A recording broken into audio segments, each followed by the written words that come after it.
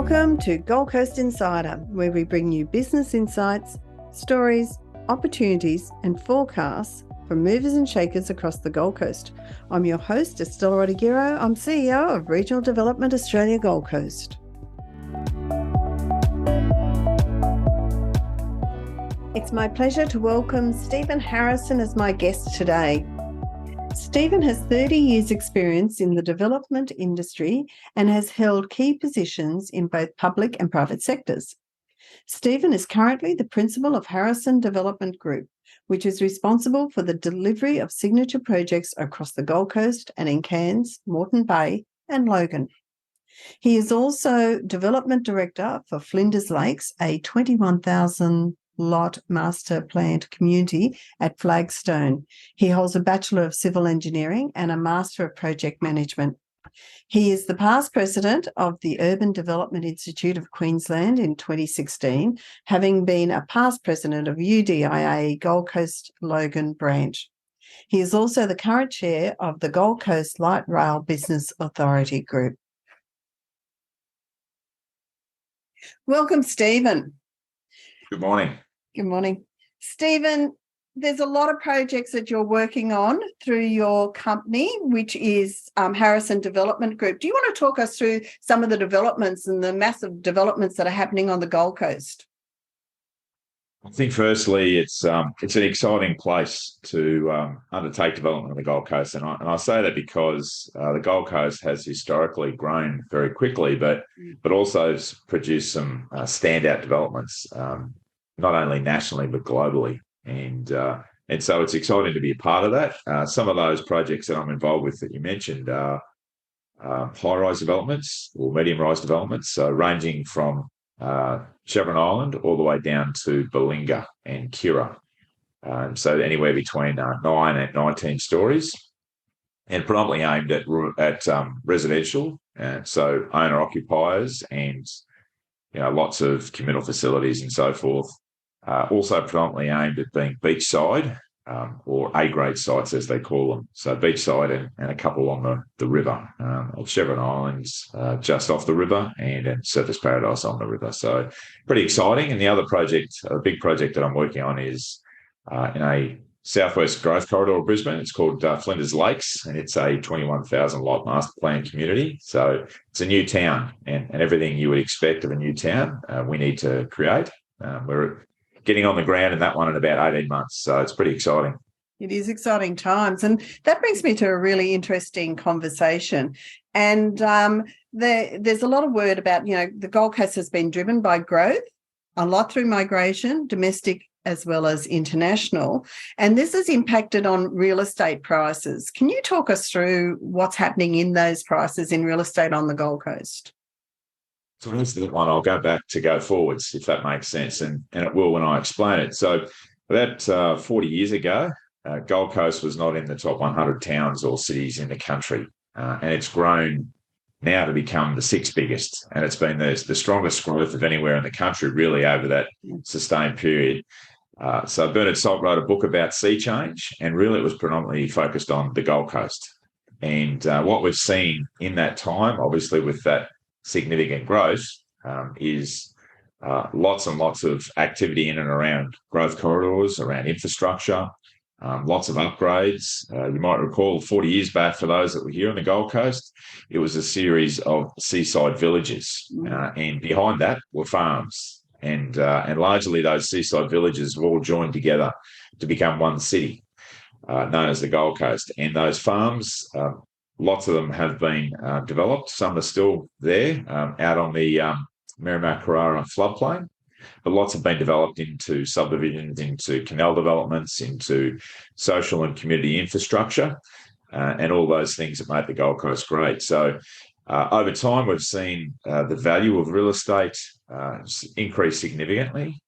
Historically, there were a lot of people that saw the Gold Coast as a day trip from Brisbane, or they had their holiday home here on the Gold Coast. They'd come down on the Friday, they'd open it up, a bit like a permanent tent, open it up on the Friday and then close it back up again on the Sunday night, drive back up the highway back to their house in Brisbane. And why wouldn't you come to the Gold Coast? Absolutely.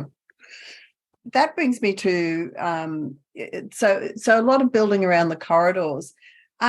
We've got a lot of migration that's came to the Gold Coast, and that's been evidenced through that COVID period.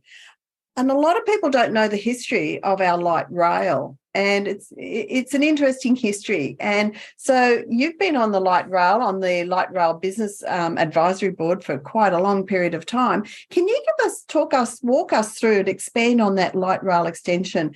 Where did it come from? Where's it going? What's the background? What are the stages, so that we can take these, the people who've moved to the Gold Coast on that journey?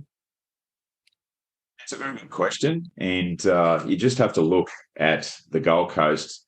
Physically, it's a linear city. It's not a radial city. So traditionally, a city has a heart, and all the streets and roads and everything else come off that heart, or that central CBD. We're a linear city that has the ocean on one side and the mountains on the other. And so naturally, that creates a bit more of a challenge. The additional challenge to that is we've also got lots and lots of canals and waterways and water bodies.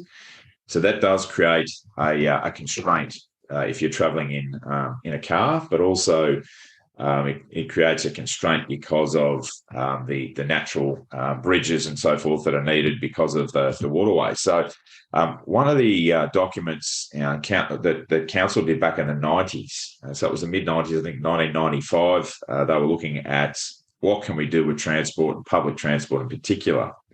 I mentioned about that fact that the Gold Coast was a series of seaside villages, and historically people always used to just drive up to their local convenience store, get the bread, milk, and paper, park out the front, and drive home.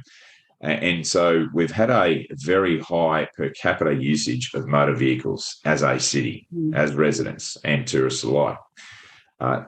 The intent from Council in the 1990s was to try and enact a mode shift towards public transport. So what public transport infrastructure can we put in place to ensure that it provides a viable alternative to the car? And at the time, we historically, I think back in the 1930s, we had a train line that came down to Southport. We had one that went to Coolangatta.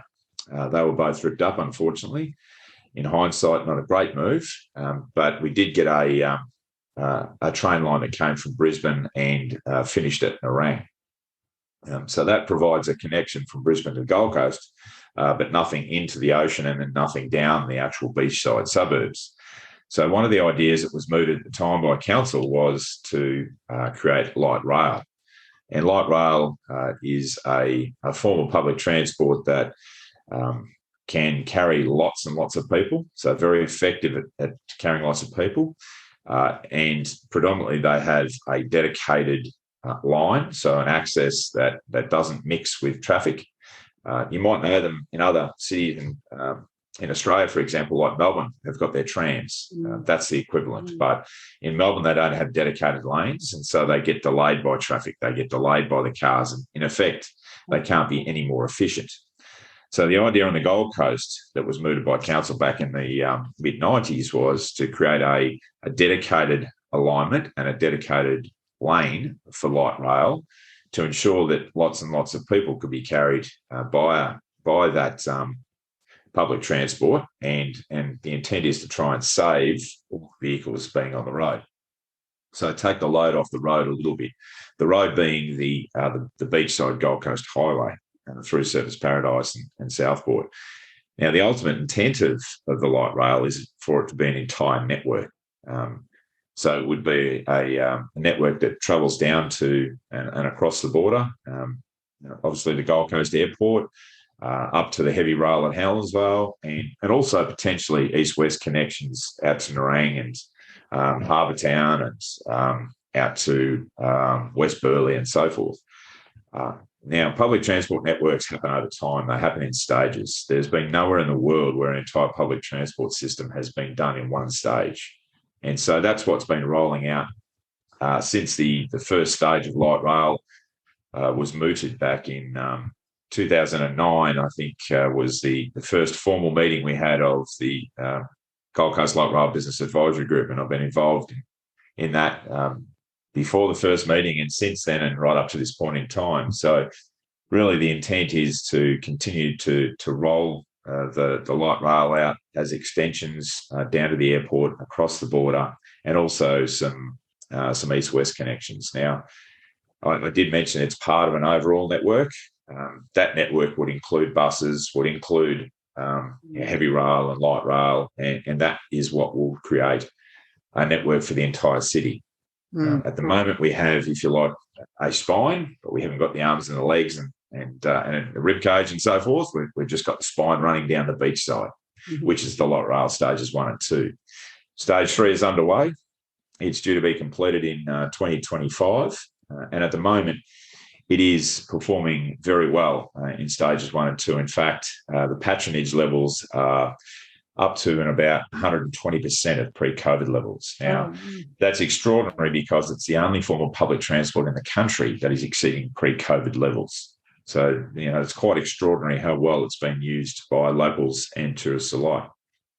And can I say that the reliability of the service, there's over 1,000 services of light rail each week.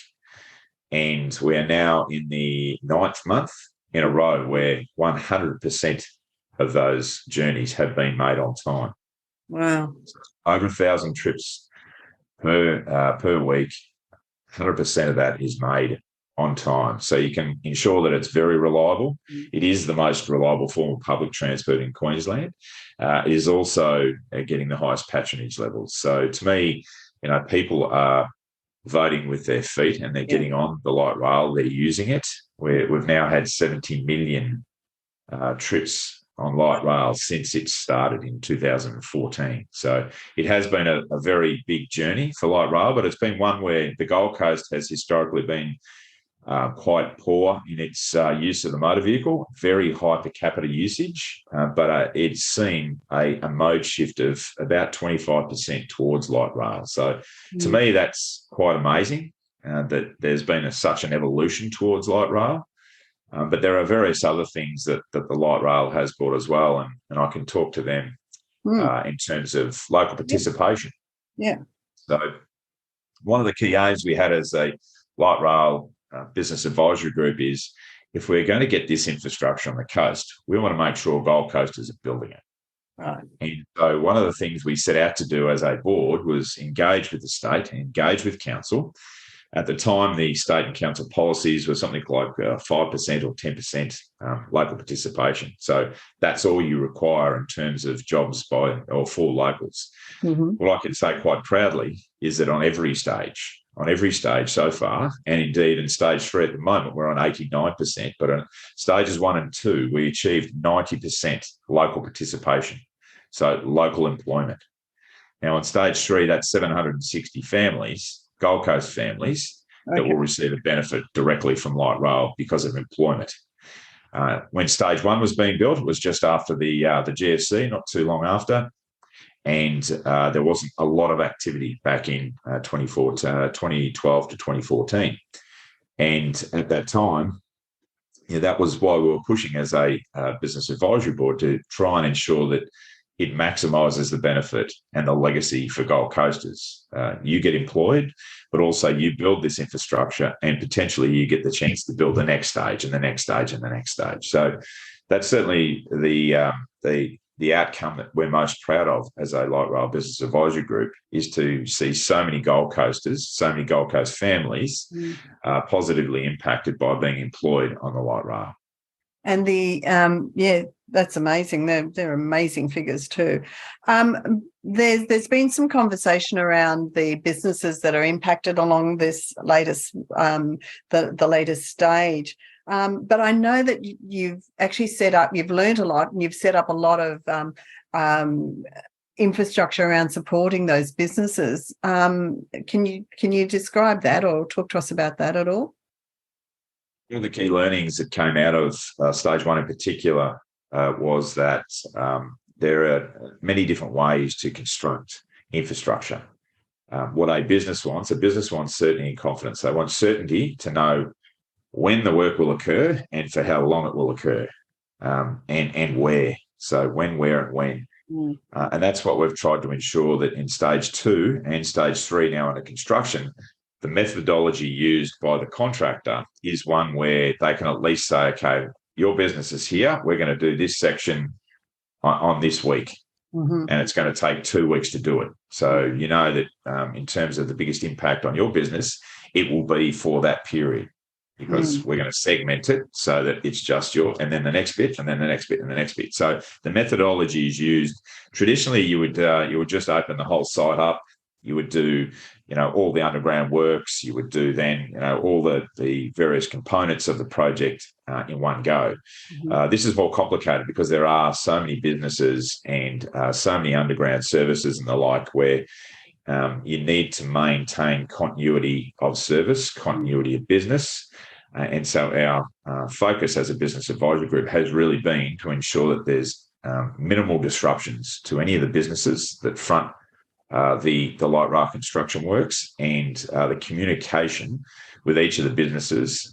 We've said to the consortia that they have to communicate regularly, and when they think they've communicated enough, they need to communicate again and again to ensure that each of the business owners are aware of what activity is being undertaken, where it's being undertaken, and when it's being undertaken.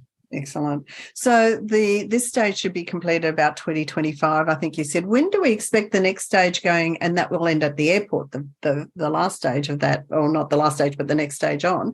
When do you expect that will get a light rail to the airport? That's a very good question. If we think about the Olympic Games in 2032, and we take one step back, we think about the Commonwealth Games in 2018. One of the key deadlines that we had in 2018 for the Com Games was the completion of stage 2 of the light rail. And it provided a deadline to get those works done. Now, the good thing about 2032 is it's all about trying to ensure that we do have a deadline for infrastructure upgrades or commitments, federal and state commitments of funding of various activities and infrastructure throughout the city. If we work backwards from 2032, and it definitely does need to be completed to the airport and to the border before then. So normally you would have 18 months of operations to test the system. So if we take that back, that's then 2030 that it needs to be completed and operational. You might have seen the press in the last week that the 19th light rail vehicle has actually arrived here in the city from Europe. There are another 4 of those coming shortly. So they'll be tested and tested and tested over the system in coming months before they're put into operation in stage 3, which is 2025. So if we need stage 4, let's call it, down to the airport and to the border done by 2030, if we work backwards, the construction period for that stage is going to be 3 years, I would suggest, 2 to 3 years. Now, again, it's only taking that long because it's segmented into pieces to ensure that any impacts or potential impacts are minimised. And various components, there are 2 bridges that need to be done. So they'll be separate parts of that project.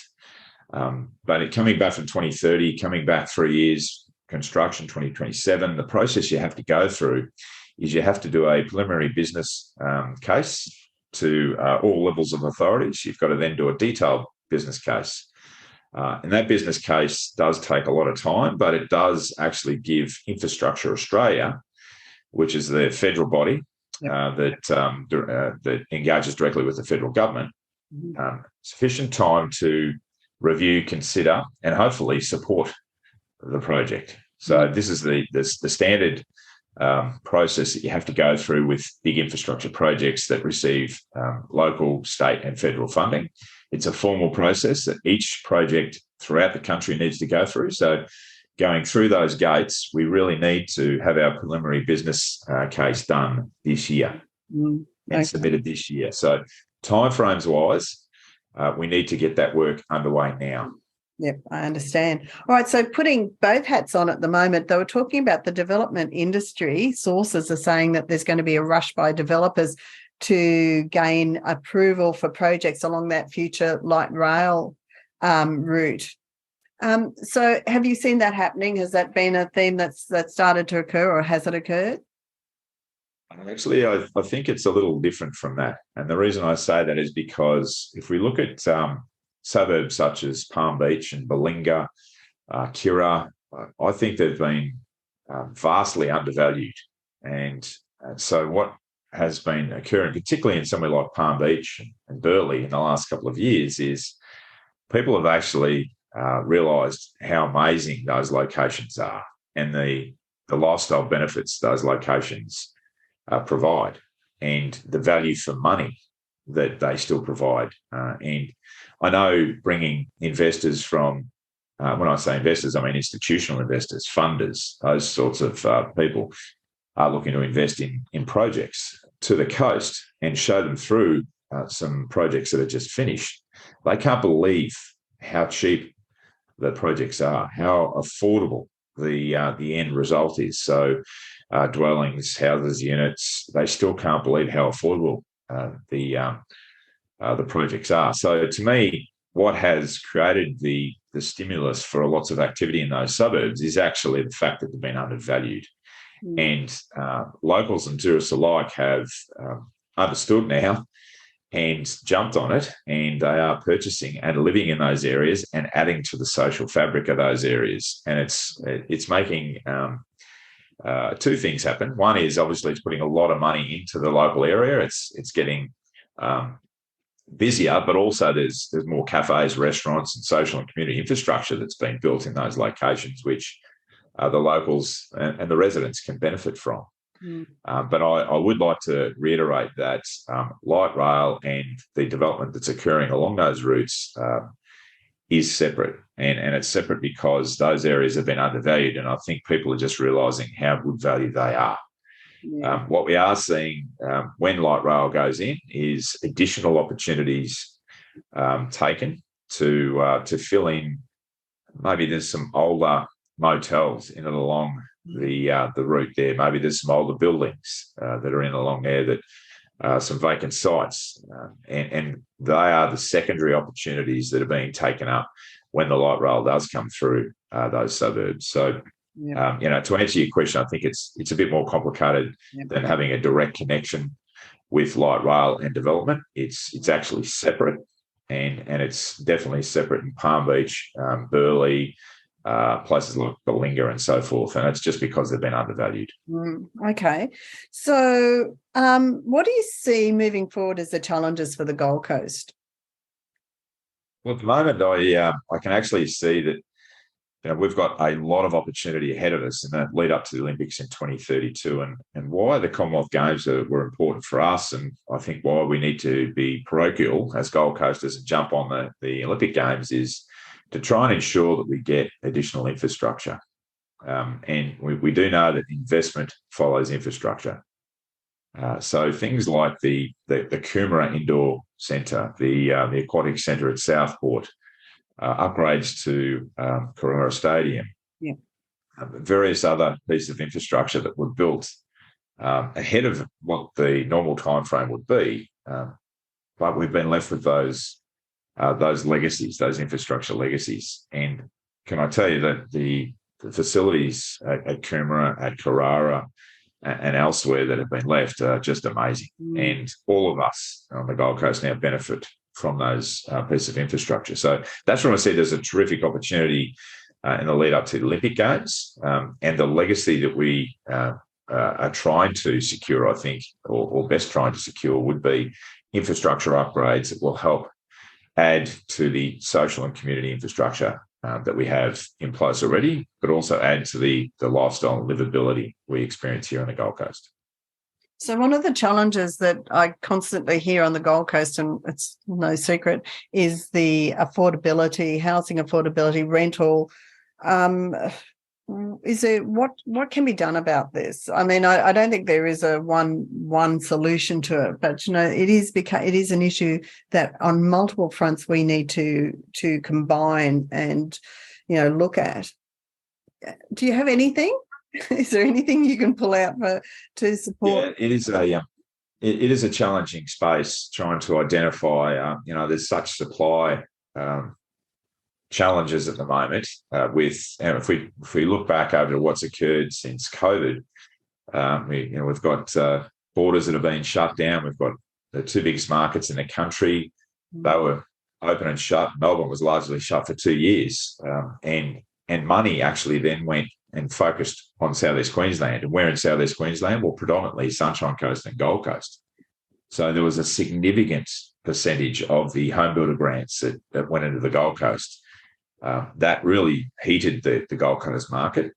That has certainly been one of the challenges. We just don't have the supply. And so keeping up with what people are after and affordability being eroded, that has obviously led to people looking further, as in further out or further up along the coast and into Logan and other areas of Southeast Queensland. But I will say this, is that we are still very affordable compared to Sydney, which at the moment is sitting around 1.3 million for a median house price. And Melbourne is I think 1.1 million. Now, I reading research the other day where 40 minutes out from Sydney, and I think it was Kellyville, the land prices were starting from 910,000, and Melbourne was up near Broadmeadows somewhere, and 30 minutes out of Melbourne, and it was starting from 735,000. Now, to me, that's not affordable. No. We can quite comfortably get house and land for 735,000 here on the Gold Coast. So I will say this: whilst we think that it's not that affordable on the Gold Coast, it is very affordable compared to Sydney and Melbourne. Yeah. And those markets, being locked down in COVID, actually saw an opportunity to accelerate their decision to relocate, to migrate. And where did they go? They went to the Gold Coast and they went to the Sunshine Coast. So we've been the recipient of that. We are still experiencing some significant supply challenges with supply chain interruptions, with some trade embargoes with China, with the Ukraine-Russia war, where a lot of manufactured timber comes from. So there are some challenges with supply chain. There's also some challenges with trying to identify additional land that people can look to live at. And so that's one of the things that many of us are working on in the development industry at the moment with council and with the state to identify additional supply opportunities. More land, land that's readily available, land that can be serviced in a sequenced way with infrastructure that's not going to be expensive, overly expensive to do so. But I will say that there are a lot of opportunities also in infill development, as they call it, the missing middle. So it's those lots or those pieces of land that are actually already in suburbia, already in suburbs, but there's been no activity on them. They're either vacant or they're underutilised, or they're in a pretty old and substandard condition. So gentrification is the word that's often used. It's the gentrification of those sites and of those buildings to be replaced with better and new developments and or housing opportunities for Gold Coasters. And it is important that we provide all demographics with housing. So affordable units, affordable lots, house and land, townhouses, and then into the obviously existing areas which are a bit less affordable. Yeah, no, totally. So moving on, 2032, it's not really that far away. How can the Gold Coast take advantage of the 2032 Olympics?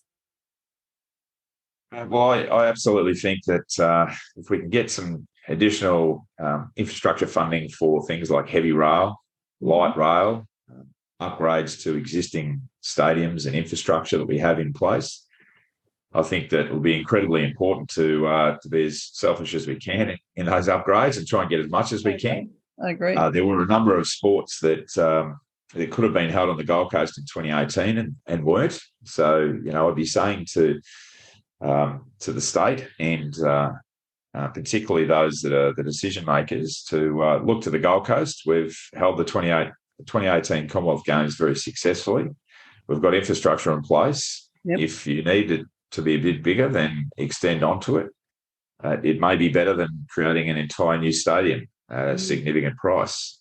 So, one thing that they always do try and ensure that they avoid is any creation of any white elephants or infrastructure that's not going to work, or athletes' villages and so forth. So I would say look towards the Gold Coast as an opportunity to create something at a pretty good value for money solution, because lots of it is already here. Yeah, absolutely. I totally agree. Finally, you grew up in country Victoria. We'll forgive you for that because you've been here a long time. And your parents came up for a holiday when you were 10. So what is it about the Gold Coast that you love about it? Yes, my story mimics, I'm sure, thousands of others that are living now on the Gold Coast, in that I was born in Melbourne. I came up with my parents and family on a holiday here because we'd heard a lot about the Gold Coast. And I think it was the second trip we made a decision as a family. Obviously, Mum and Dad did, and that was it. Gold Coast was amazing. I drove across the Sundial Bridge for the first time and saw all the blue water, the broad water, the buildings, the ocean, the hinterland, and that was it for me. I was convinced. Coming from a town of 5,500 people, but also what struck me is there was at the time and has been since a real have a go attitude, and an attitude that nothing was impossible, which is something that I just really liked. I was fortunate to go to school here to get my uni education and qualifications here at Griffith. It's a good example, actually, because at the time it was one building. Wow. And look at it now. Yeah, absolutely. So, it's quite amazing the growth that's occurred, but it's occurred in a way that it is now one of the top 200 universities globally, which is an amazing result in such a short period of time. For me, the Gold Coast is a place where it certainly is lifestyle, but it's proximity, its accessibility. Everything's a lot closer than if you lived in Sydney or Melbourne. You've got to drive half an hour here, half an hour there, an hour here, an hour there. It's not like that on the Gold Coast. So I think if you live anywhere in the Gold Coast, you've got all your facilities within 5 or 10 minutes. So that's what I see as the great benefit. The other thing is, of course, coming from country Victoria, but even Melbourne, is the fluctuations in the weather. I think Queensland offers an amazing lifestyle decision for people in terms of the amount of sun we have. What is it, 287 days on average sun a year? It's just fantastic. So, and again, it's still relatively affordable compared to Sydney and Melbourne. So for me, there was no choice, and I've been lucky enough to do a bit of travel since living on the Gold Coast, which has been 40 years now. And the more you travel, the more you see that the Gold Coast really is the best place in the world. And you would have seen a lot of change on the Gold Coast. I mean, we now have 3, world-class universities. We have, we have a massive space industry. We have an incredible advanced manufacturing that happens here, not to mention the Gold Coast Health and Knowledge Precinct and that medical. So the changes, there's been a lot of changes, but do we need to make sure that we somehow protect what the Gold Coast is? Is there a need to do that? So what has been the case with Gold Coast, I mentioned earlier that it's grown so quickly. It wasn't in the top 100 towns or cities in the country 40 years ago. It's now number 6. What we did see in those early growth periods in the last 40 years is we saw a lot of fluctuation, a lot of boom and bust and cycles. If they were felt anywhere, they were felt most significantly on the Gold Coast. So you talk about boom and bust and the GFC and so forth. The Gold Coast was quite susceptible to those fluctuations in the market. What I do see now is that as the Gold Coast is growing, it's becoming more diverse as an economy. So historically, it was all tourism and it was construction. Yeah, you just have to have a look at the Health and Knowledge Precinct, I think, which is a focus of one of the previous podcasts you've done. Yeah. The Health and Knowledge Precinct is incredible. It's important globally. Yeah, and that was really a result of focusing on that particular location and looking at a number of catalytic infrastructure, but also catalytic vocations, and a focus on health and knowledge and innovation, economic development, and it's now worth billions and billions and billions of dollars. The reason I mention that is because it's making the Gold Coast as an economy more robust, more diverse, And so it's not just tourism and construction. Now it's also health, education, innovation, space, you mentioned. So what that's doing is it's actually making us more robust in terms of, times of boom and bust. We don't feel that as much anymore. So we might not be growing as quickly, but we're more stable. So we're not doing a lot of this anymore. We're actually more stable. We're growing with more structure, and we are now a serious competitor to Brisbane. It acknowledges that to Sydney and Melbourne. We weren't taking that seriously originally. So that's what I see, that with the Gold Coast, there's terrific opportunity in coming decades to really focus in on our areas of specialty, and the Health and Knowledge Precinct is one of those. The 3 universities is another.